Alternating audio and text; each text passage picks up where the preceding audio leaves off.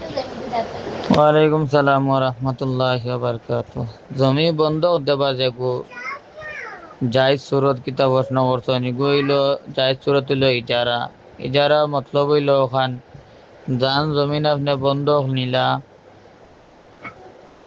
তানে কইতা বলে আমি সাপোজ 10,000 টাকা দিয়ে বন্ধক নিছেন, তখন তার লগে ফুড়াইবা বলে আমি যে বছর খাইমু ও বছর বছর হিসাবে অত টাকা করে খাটিয়া যাইব। সাপোজ 1 বছর আমি আপনার জমিন বুক করমু, খেত ফরিয়া খাইমু, আমি যে টাকা দিছি এর থেকে 1,000 খাটিয়া যাইব।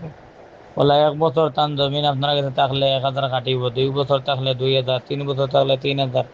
বলা থাকতে থাকতে 10 বছর যদি বেটা ছুটাইতে পারেন আপনার কাছে টাকা, তাইলে সব টাকা আপনার শেষ হয়ে যাব। এর মানে এগুলো বড়া সিস্টেম লাগায়, বড়া সিস্টেম লাগান জমিন বন্ধক দেবা দেবো ইজারা কইন ওগো জায়জ আছে।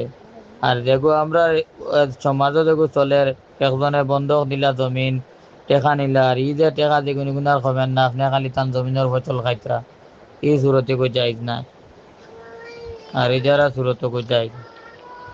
আর ইজারা কি পরিমাণ হইতে এখান দুই পক্ষে আলোচনা করিয়া যেন 1 বছর খাইলে আপনার কত টাকা কাটিয়া যাইতো, ওগো দুই পক্ষের আলোচনা সাপেক্ষে ফাইনাল হইব।